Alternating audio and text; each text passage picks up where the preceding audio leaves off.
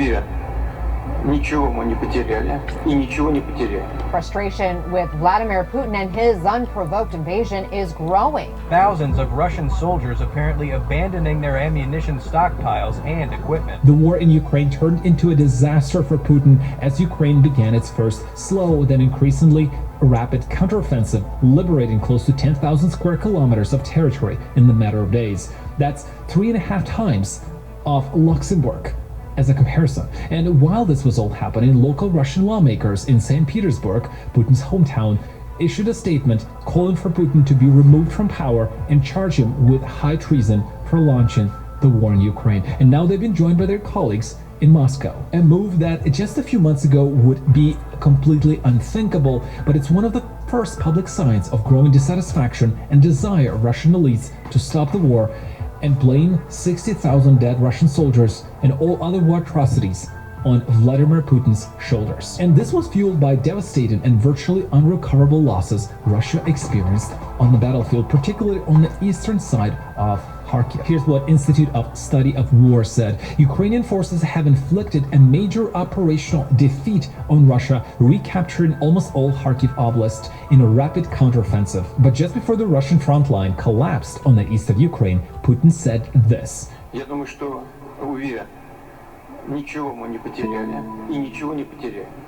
Showing that either he's completely kept in the dark on the actual state of things or trying to convince himself that it's not over yet for Russia. It makes you wonder, though, what happened to this statement that he made a few months earlier. Все должны знать, что мы-то, по большому счету, всерьез пока еще ничего не начинали. It seems that the Russian president is in denial, at least what he is vocalizing to his people there. But what is becoming increasingly obvious is Putin ended up in a dead end, and where he's very unlikely to get out of alive. As Russian troops were running in chaos, he unveiled the largest Ferris wheel in Europe, trying to act like everything was going strictly according to plan. With these advancements on the front lines, we're starting to see more and more Russian military experts, bloggers, influencers, propaganda people calling it a total disaster that will lead to a total defeat of Russia unless drastic measures are taken right now. Мы подошли к черте, за которой надо вот просто понимать простую вещь.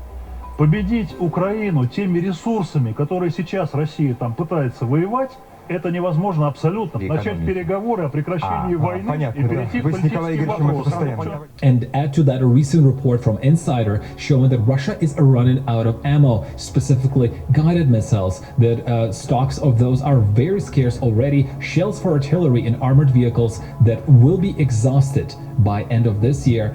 And because of sanctions, Russia can't get new ones. Generals are being fired, killed, or refusing to fight, creating confusion on the battlefield. And Russian military is running out of time to build, equip, and train reserve battalions they so desperately need right now. Just before the war started, a well-respected retired general, Leonid Ivashov, called for Putin's resignation and criticized him for a criminal policy of provoking a war in which Russia would be alone against the united forces of the West. That was his prediction. Here's what he said. Rationale for military escalation around Ukraine is artificial and self-serving only for Putin rather than serving a greater good for Russia. To use a military force against Ukraine puts the very existence of Russia as a state in question. It will make Russians and Ukrainians mortal enemies forever. And he wasn't the only one warning Putin of this war. Virtually all Russian generals said this operation against Ukraine was suicidal. Против России действует коалиция из 53 государств. What's happening right now in Russia is increasingly feeling like 1943. Ukraine hasn't won yet. There's still a lot of work to do, but we passed a point of no return. When Hitler and German command were saying we're not losing, we're tactically retreating to regroup and counterattack, that is the carbon copy of what Russian military is saying at the moment. Russia's defense ministry said it ordered troops to leave the area in order to reinforce operations in neighboring Donetsk, with thousands of Russian soldiers apparently abandoning their ammunition stockpiles and equipment.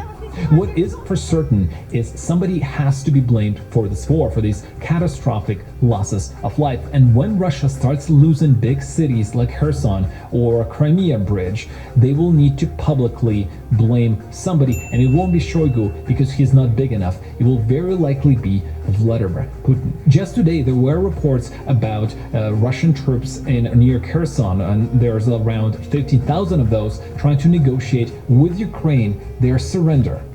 And if that's true, we might likely see the end of this whole military campaign by end of October. A worthy present for Putin, who turns 70 years old on October 7th. Where it will likely end is we will all wake up and there will be news from the Kremlin saying along the lines, Vladimir Putin made a series of errors of judgment, as a result of which he was unable to fulfill his duties as a president of Russian Federation and commander-in-chief of Russian army. Therefore, he has been replaced by XYZ. That is very likely what we will see. That's how the power transfers happened in the USSR. That's how it will happen this time, almost certainly.